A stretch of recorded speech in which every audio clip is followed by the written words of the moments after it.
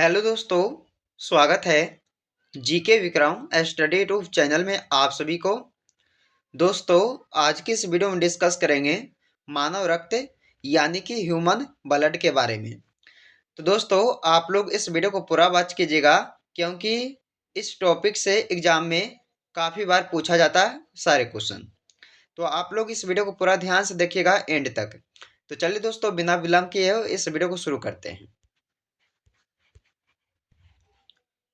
पहला क्वेश्चन है, मानव शरीर में औसतन कितने लीटर रक्त होता है? बताइए।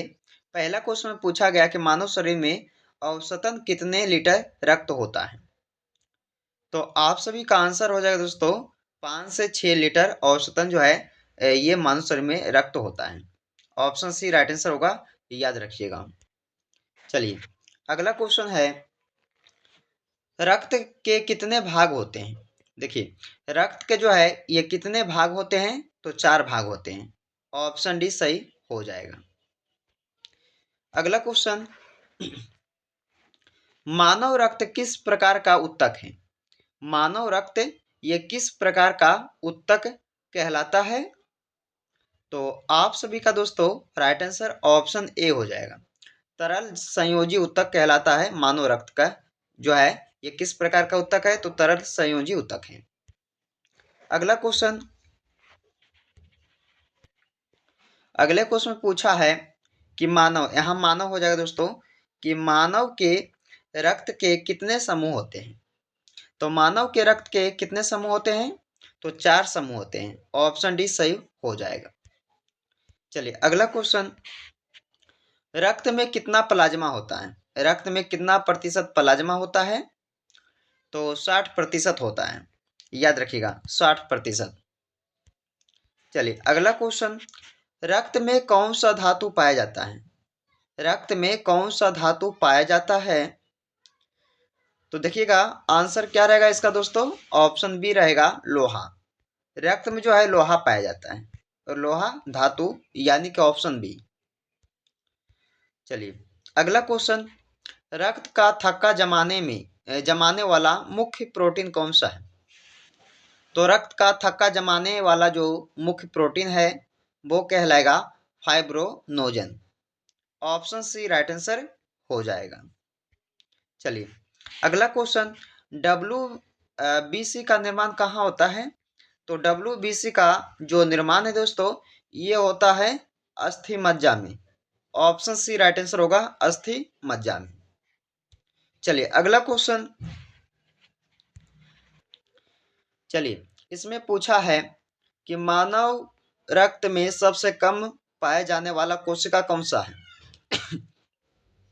तो मानव रक्त में सबसे कम पाए जाने वाला कोशिका कौन सा है? WBC।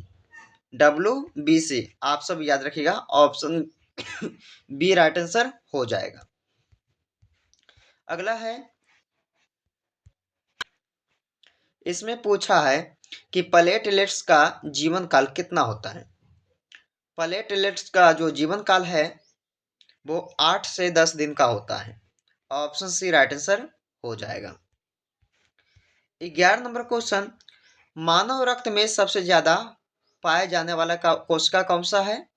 तो मानव रक्त में सबसे ज्यादा पाया जाने वाला कोशिका जो है ये आरबीसी का है। आरबीसी, आरबीसी याद रखिएगा, option number B right answer हो जाएगा। अगला क्वेश्चन, रक्त में आरबीसी अनुपात डब्ल्यूबीसी अनुपात कितना होता है?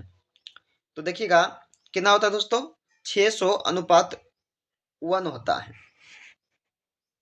यानी कि राइट आंसर ए हो जाएगा इसका।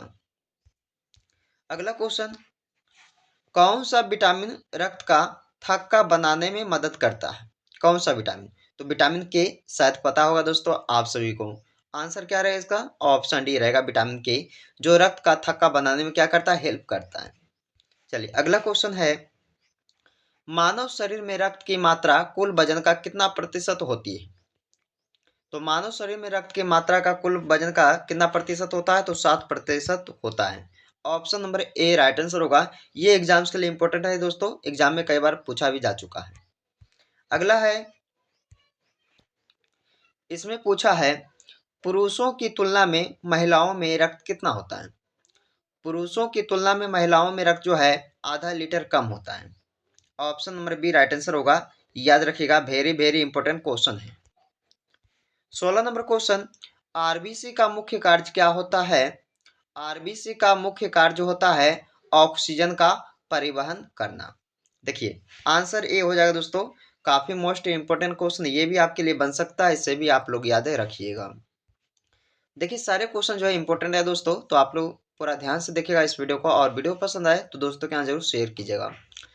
आरबीसी की खोज किस वैज्ञानिक ने की थी? आरबीसी की खोज जो है ये एंटिनो लोवेनहॉक के द्वारा किया गया था। एंटोनी लोवेनहॉक के द्वारा किया गया था आरबीसी की खोज। चलिए अगला क्वेश्चन है, भ्रूण अवस्था में आरबीसी का निर्माण कहाँ होता है? भ्रूण अवस्था में जो है आरबीसी का निर्माण होता है यकृत, जहां लीवर बोला जाता है। अगला क्वेश्चन, आरबीसी का कब्रगाह किसे कहा जाता है? आरबीसी का कब्रगाह जो है ये किसे कहा जाता है दोस्तों? तो देखिए आंसर क्या रहेगा इसका, प्लीहा और अस्पिलिन, यानी कि उपयुक्त तो दोनों हो जाएगा इसका राइट आंसर, याद रखिएगा। चलिए अगला क्वेश्चन, आर एच फैक्टर की खोज किस वैज्ञानिक ने की थी? आर एच फैक्टर की खोज जो है ये कौन से वैज्ञानिक ने की थी? तो कार्ल लैंडस्टेनर। आप सब याद रखिएगा, ऑप्शन सी राइट आंसर हो जाएगा। अगला क्वेश्चन, सोते समय आरबीसी की संख्या पर क्या फर्क पड़ता है? तो सोते समय आरबीसी की संख्या पर जो है कम हो जाता है। क्या होता है? कम हो जाता है। Option number B right answer हो जाएगा। स्वस्थ मनुष्य का रक्तदाब कितना होता है? 120 पर 80 मिलीमीटर जो है ये एक स्वस्थ मनुष्य का रक्तदाब होता है। Option number A right answer होगा, जो हर एग्जाम में पूछा जाता है, याद रखिएगा। डब्ल्यूबीसी का वैज्ञानिक नाम क्या है? डब्ल्यूबीसी का वैज्ञानिक नाम क्या है? ल्यूकोसाइट। ल्यूकोसाइट यानी कि सी राइट आंसर हो जाएगा। अगला क्वेश्चन है, किसकी उपस्थिति के कारण रक्त शरीर के अंदर नहीं जमता है? तो किसकी उपस्थिति के कारण जो है रक्त शरीर के अंदर नहीं जमता है? तो हिपेरिन के कारण। किसके कारण? हिपेरिन के कारण। राइट आंसर ए हो जाएगा। अगला क्वेश्चन, इसमें पूछा है, अस्थि मज्जा के किस ऊतक से रक्त का निर्माण होता है? तो अस्थि मज्जा के किस ऊतक से रक्त का निर्माण होता है? तो याद रखिएगा, हीमेटोपोइटिक के ऊतक के सो है निर्माण होता है। याद रखिएगा, ऑप्शन ए राइट आंसर हो जाएगा इसका। चलिए अगला क्वेश्चन है कि रक्त जमाने में किस तत्व की भूमिका होती है, मुख्य भूमिका होती है? तो कैल्शियम की। डी ऑप्शन राइट हो जाएगा। चलिए 27 नंबर क्वेश्चन, एंटीजन कितने प्रकार के होते हैं? एंटीजन 2 प्रकार के होते हैं दोस्तों, याद रखिएगा, ऑप्शन नंबर ए 2 प्रकार के होते हैं एंटीजन। 28 नंबर क्वेश्चन, प्लेटलेट्स का वैज्ञानिक नाम क्या था? तो थ्रोम्बोसाइट। थ्रोम्बोसाइट यानी कि सी राइट आंसर इस क्वेश्चन का हो जाएगा। चलिए 29 नंबर क्वेश्चन है कि कौन सा रक्त समूह सर्वदाता रक्त समूह कहलाता है? सर्वदाता रक्त समूह जो है ओ ग्रुप वाले कहलाते हैं दोस्तों, यानी कि राइट आंसर क्या इसका होगा? ओ। चलिए अगला क्वेश्चन है कि रक्त समूह की खोज किस वैज्ञानिक ने की थी? बताइएगा, रक्त समूह की खोज कौन से वैज्ञानिक ने किया था? तो कार्ल लैंडस्टीनर, यानी कि डी इस क्वेश्चन का राइट आंसर आपके लिए हो जाएगा। 31 नंबर क्वेश्चन, इसमें पूछा गया है, मानव शरीर में आरबीसी का विनाश कहाँ होता है? मानव शरीर में आरबीसी का विनाश होता है कहाँ पे? प्लीहा, यकृत, अस्पिलिन और यानी कि इन तीनों में होता है, यानी कि इस क्वेश्चन का डी ऑप्शन सही हो जाएगा, उपर्युक्त सभी में। अगला क्वेश्चन है, प्लाज्मा का रंग पीला किस कारण से होता है? देखिए प्लाज्मा का रंग जो पीला होता है ये किस कारण से होता है?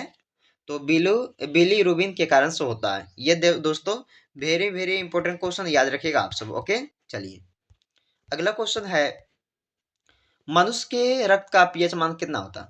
मनुष्य के रक्त का पीएच मान कितना होता है? 7.4, यानी कि 7.4 जो है ये मानव के रक्त का पीएच मान होता है। काफी बार एग्जाम में पूछा गया है, याद रखिएगा इस क्वेश्चन का जरूर आप सब। चलिए अगला क्वेश्चन, रक्त के अध्ययन को क्या कहा जाता है? रक्त के अध्ययन को क्या कहा जाता है? हीमेटोलॉजी। हीमेटोलॉजी कहा जाता है दोस्तों रक्त के अध्ययन को। आंसर ए हो जाएगा। अगला क्वेश्चन, मानव शरीर में आरबीसी का निर्माण कहाँ होता है? मानव शरीर में आरबीसी का निर्माण होता है कहाँ पर? अस्थि मज्जा में। आरबीसी का निर्माण कहाँ होता है दोस्तों? आरबीसी का निर्माण जो है अस्थि मज्जा में होता है। ऑप्शन डी सही हो जाएगा। अगला क्वेश्चन, आरबीसी का जीवन काल कितना होता है? कितने दिन का होता है आरबीसी का जीवन काल? तो 120 दिन का होता है। याद रखिएगा आप सब, option number A right answer हो जाएगा। अगला है, इसमें पूछा है कि मानव शरीर में ब्लड बैंक ऑफ आरबीसी किसे कहा जाता है? तो मानव शरीर में ब्लड बैंक ऑफ आरबीसी किसे कहा जाता है?